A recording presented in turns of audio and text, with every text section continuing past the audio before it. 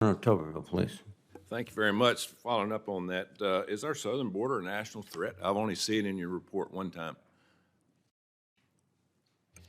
Yes, absolutely. The border security is a threat. We do call in the report for additional funding across the agencies of national security, including DHS, which has the fundamental responsibility for the border. Yeah, 80,000 Chinese coming across the border in the last 9 months. Is that a threat? That's a pretty good threat, isn't it? It's a potential threat, sir, Yeah, yes. huge. I don't understand why we're not talking about it more. Fentanyl, I saw a report the other day where you can order fentanyl from China and make it at your own house. You can order it, be delivered, and make millions of pills without any repercussion.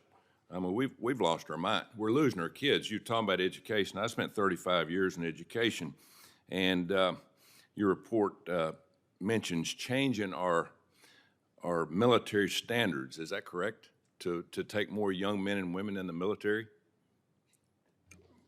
Part of what you hear from the services when you talk about the recruitment challenges they face under Tuberville is that some of the standards are no longer really relevant, and some of it's an artifact of such as childhood asthma, for instance. You know, is that something flat feet? You know, that's yes. A lot of people got out of Vietnam because of flat feet. Yeah. Right? So the question is, do you continue to use those standards, which are screening out people who might otherwise be willing and ready to serve, or do you change it? Some of it's a function of the changing tracking that we have in medical records that allow things that wouldn't have come up 10 or 15 years ago to block somebody from service, and that's, I think, what we were talking about. Well, what's hurting us too is a lot of our government schools. I call them government schools because I went in thousands of them while I was coaching, recruiting.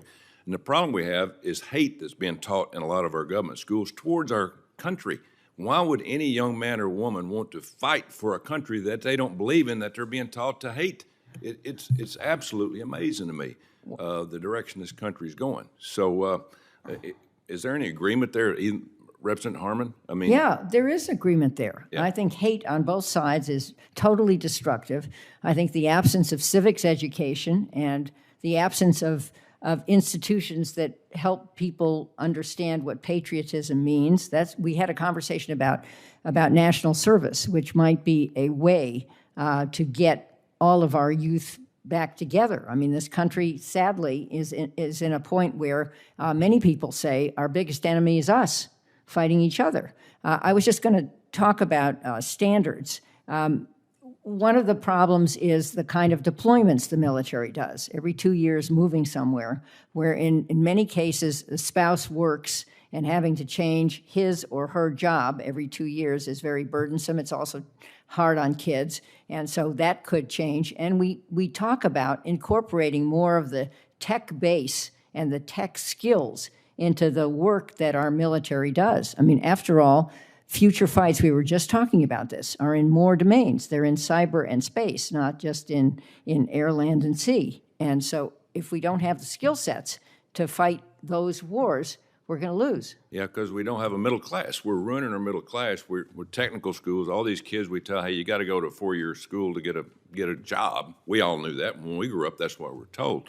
But now that's not true. A lot of these kids go to school and their way's paid, and unfortunately they get some kind of social justice degree, and they can't get a job at Walmart. We have got to start training our kids again. We're losing the ball here. I mean, this is where to me that's a national security threat where we don't teach kids how to use their hands and do those things. Let's go to Ukraine real quick. We got to get out of this, right? I mean, this has got to be solved. Do we let Ukraine into NATO? Your thoughts? NATO has already made the decision back in 2008 that Ukraine at some point will be in NATO. I mean, that's a decision that was taken under the George W. Bush administration, in which I served. I think the alliance, the just completed summit of the alliance, has made clear that while there's an ongoing conflict in Ukraine, it's probably not appropriate to have Ukraine be a member, but The alliance has undertaken a series of actions, and the U.S. bilaterally with Ukraine has undertaken a series of actions to build a bridge towards Ukraine's potential future So with membership. that being said, should we allow, with the new government in Mexico, Mexico join BRICS? Should we allow that? Because it's coming. It's coming. I don't, Senator, I don't know that we have any ability to, the BRICS is an organization which the United States is not, a party to, so I don't know. I'm just asking your opinion, because we're doing the national defense strategy, and we're going to be looking down the barrel of a gun on this because they're going to be on our border. You just said that, NATO was going to accept Ukraine. Should Mexico go into BRICS if offered that position with the new president they have? The BRICS is actually kind of an invention of Goldman Sachs. It's not really a serious military organization of any sort. As we speak, it is coming, though, with India joining, with Iran joining, Saudi Arabia joining. It could be a threat. Thank you, Mr. President. Thank you very much.